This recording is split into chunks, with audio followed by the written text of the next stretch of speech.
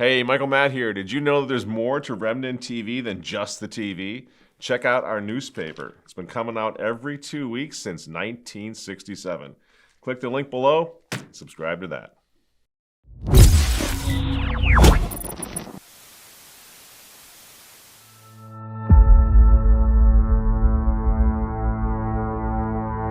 That incredible success story where you had Catholics becoming very interested in their own past and who and what they are. Young Catholics excited, wow, this is cool. I want to learn more about this. But that in the minds of this warped, frustrated old man who's running the Catholic Church right now, this modernist who's running the Catholic Church, in his mind, that's a threat. That's a threat to everything. That's a threat to the revolution. That's a threat to the globalist agenda. That's a threat to unity. Oh, yeah. Oh, we can't have the Latin Mass. Why, that's disunifying. Tell that, Your Holiness, to this beautiful representative of the clans in Africa, in Nigeria. Tell that to her. Patrimony potente, factore terra, visibile omneo, et visibile, et nonum Domino Iesum Christo, Filium Deo unigenitum, panem de cielo presedesei, omne delectamentu siabente, oremus. Unite the clans with her. God bless her, right? But she's not an anomaly. Just a few years ago, friends, that's the way it was with the Mass of the Catholic Church throughout the entire world. Wherever you went, we all spoke the same language. We all understood the Mass. We all saw God being worshiped in a true and proper and dignified and elevated language, an elevated manner, everywhere we went. The Latin Mass unified the entire world against the powers of hell, which is why the modernists have been trying to destroy that Mass since 1965 and before, but really since 1965, and of course they introduced the new one in 1969. See, the crackdown on the venerable rite of Christian worship, even if you're a Protestant, well, okay, this is the rite of Christian worship going back 2,000 years. In aspects and elements of it, right? So it pertains to every Christian in the world. Christian worship goes back 2,000 years. The crackdown on that is the crackdown on Christianity itself. Get rid of all things historically and traditionally Christian, right? Rewrite Catholic history. Rewrite the history of Christendom.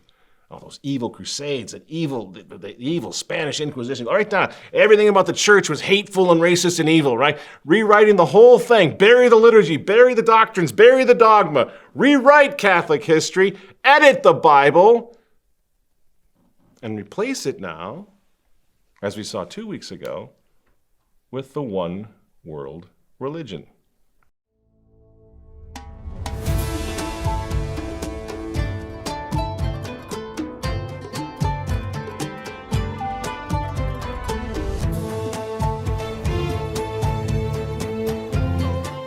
Now, this whole project, friends, just so you don't think that this is just my opinion, this whole project, what they're doing right now, the Abu Dhabi agreement and all the rest, and now the Abrahamic house, this was condemned in no uncertain term by the Church of the Past, authoritatively by the popes in encyclicals. For example, the 1928 encyclical by Pope Pius XI, Mortalium Animos, in which the Pope writes, "These ecumenical efforts among false religions can no wise be approved by Catholics, founded as they are on that false opinion which considers all religions to be more or less good and praiseworthy." Now, did you hear that? That's Francis. That's what Francis believes explicitly. That's what he says, that all religions are more or less praiseworthy and beautiful and bringing everyone to God, and isn't it great? Peace, unity. It's the super dogma. It trumps all the dogmas of the Catholic faith. That doesn't matter. What matters is getting along. Well, this attitude This teaching was condemned by Francis's own predecessors. Pius XI goes on. Those who hold this opinion are in error, and in distorting the idea of true religion, they reject it, and little by little turn aside to naturalism and atheism. And those who support those who hold these theories are altogether abandoning the divinely revealed religion. So that's what this fight is all about. That's what's really going on here. What Pope Pius XI called the abandonment of divinely revealed religion. Did you see Francis at any point of his pontificate say, there is one means of salvation, the church founded by Jesus Christ, established on the rock of shame. That is the sole means of, have you ever heard him say anything like that? No, instead he's setting up the Abrahamic house with other religions. What does that tell the world? That doesn't really matter, man. As long as you're all getting along, that's the main thing. Dogma doesn't matter. And just the injustice and the stupidity of this. The students are not allowed to worship God? Not at the Mass of Charlemagne or something medieval, but they're not allowed to worship God as Padre Pio celebrated the Mass. Padre Pio. I was alive when he was alive. When I was a kid, he died. Not that long ago. They're not allowed to worship at the Mass that St. Maria Goretti worshipped at. Don Bosco, Dominic Savio, Joan of Arc, Thomas Aquinas, Thomas More, name them all. Father Colby, all of them went to this Mass. And yet, according to something in Steubenville, Ohio, it's got to go. Some bishop, you got to get rid of that, man. That's divisive. And it's much better to attend a Mass that no saint in history would even recognize as Catholic. And you know this is not a liturgical preference issue. It never has been. It certainly isn't anymore. What we're all looking at right now is a declaration of war on the 2,000-year-old liturgical patrimony of the Catholic Church. The Latin Mass is not our Mass. The little rad trans, they're just hung up on Latin, and it's like a spiffy, they want Latin. It's not our Mass. The Latin Mass is the birthright of every Catholic in the world. It is the Mass of history. It sustained Christendom for 1,000 years. It's the bedrock of Western civilization. It inspired the most glorious cathedrals, the most sublime music and poetry and artists. It lifted up the greatest saints in history. It's the Mass of the Vendéans. It's the Mass of the Cristeros. It's the Mass Don John of Austria and his Holy League heard on the deck of their ships at the Bay of Lepanto, October 7th, 1571, right? It's our Mass. As Catholics, it is our heritage. It is who and what we are. For God's sake, brothers, just admit the truth. The thing that happened from 1969 moving forward, that liturgical renewal, it has been an unmitigated disaster. You know it. Why will you not admit it? Well, maybe you won't have to. Because pretty soon, there simply are not going to be any priests left to say that Mass. Do you see that plummeting thin red line on your screen right now? That's the number of priests in the United States of America. It peaked in 1969, that number did, and it's been in free fall ever since. Ah, gee, what happened in 1969? Can't imagine. There's a new EWTN, Real Clear Opinion research poll out that reveals now that only 24% of Catholics attend Mass even once a week anymore. Our bureau chief here in D.C., Dr. Matthew Bunson, shared his take on this. Let's take a listen. The influence of secular culture, of relativism, the rise, so to speak, of what have traditionally been called cafeteria Catholics, those Catholics who think that they get to pick and choose which of the teachings of the Church they want to follow. It's a disconnect, a fundamental disconnect, I fear, that has really impacted so many Catholics of several generations, as I was saying, and the situation seems to be getting worse with each passing generation. So when Francis says, we need to join the Novus, we all have to go to that Novus Ordo Mass, does he want us to be part of the mass exodus from the Catholic Church that's going on right now? Is that what he wants? In 2022, only 17 million American Catholics, 17 million out of 88 million American Catholics were attending Sunday Mass. That's last year, friends. Do you know what that means? 81% of American Catholics have already rejected the new Mass. So what in hell's name are we talking about here? While more than 600,000 people in the diocese identify as Catholic, the vast majority no longer practice their faith. Since 2000, Mass attendance is down by more than 40%, as are baptisms, First Communions, confirmations, and holy matrimony. We're practicing our vows. And nowhere is the decline more apparent than in the Catholic schools, where decimated enrollments are already forcing mergers at a rapid pace. And the Catholic bishops, when they're busy shutting down Catholics for being too darn Catholic, well, they're telling us all we need to go over to Pfizer and get ourselves jabbed.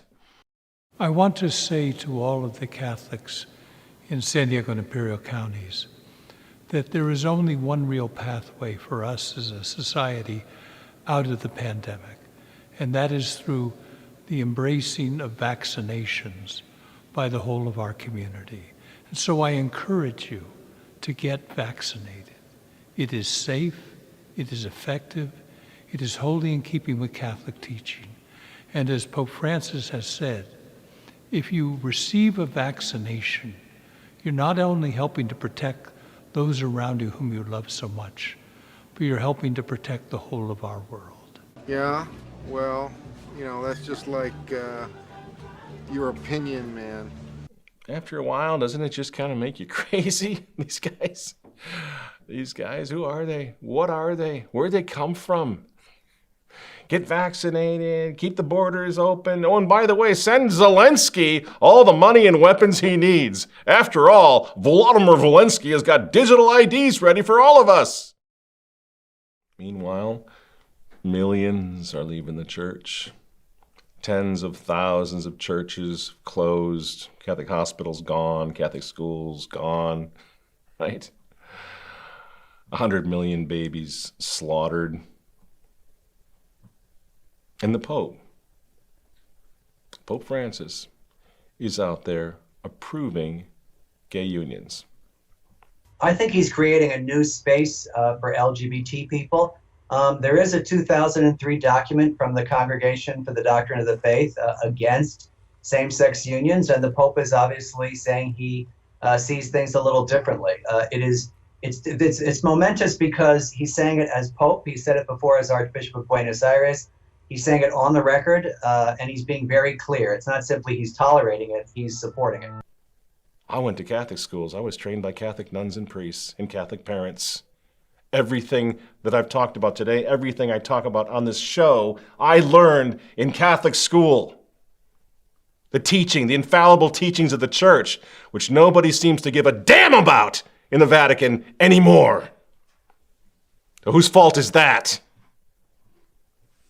The world, the Church, has gone through holy, hellish times before, and this is a hellish time once again, where scandal is everywhere, where priests are giving scandal, bishops are giving scandals, popes are giving scandal. It's happened before, and it's happening again now. So hang in there. I'm not telling anybody to leave the Church, give up, despair, right? You got to fight. We're not the only ones who see this. And that's the big consolation I say on this show all the time. I remember the 1970s. We were so alone. Not so anymore. There are thousands, if not tens of thousands, if not hundreds of thousands who see that something is really, really wrong. Really, really, really wrong in the Catholic Church right now. We've got bishops and cardinals and priests and lay people all over the world who are preparing to do whatever it takes to keep the faith. And that's our job now. If necessary, we will go back to the mass rocks that we discussed in our last program. Now, what you're looking at here is a depiction of history. It's happened over and over again. It happened in the Vendée, happened in Cristeros, happened in the Western Uprising in England, happened in Spain, happened in Italy. But what you're seeing here is during the 17th century, the persecution in England and Ireland, the penal laws were imposed to prevent people from attending the Latin Mass, from practicing the Catholic faith. These penal laws prescribed fines, imprisonment, and severe penalties, including execution, for priests who offered the Latin Mass and for faithful Catholics who attended the Latin Mass. So the traditional Catholics in that time took to the woods to have Latin Masses celebrated on makeshift altars and on piles of rocks which became known as the Mass rocks. And it's on those Mass rocks that the Latin Mass was preserved through 100 years of anti-Catholic persecution. It is possible we are going to have to return to the Mass rocks in the woods, just like the Vendéans did, just like the Irish and English Catholics did, just like the Cristeros did. And if that happens, so be it. We've been preparing for it. We've been telling those stories all of our lives. We told those stories so that our children could learn, could grow up understanding. It may come down to them doing something similar in our time. That's the point of telling those stories. There's no time to give up the faith. And so in the spirit now of the Irish Catholics, the giants, the legends, the lions of our Catholic faith, our Catholic fathers, forefathers, in the spirit of the English martyrs who coined the phrase, "It's the Mass that matters," in the spirit of the French Vendéans who also took to the woods, in the spirit of the Mexican Cristeros, we are called to do the same. It's the Mass that mattered then, and it's the Mass that matters now.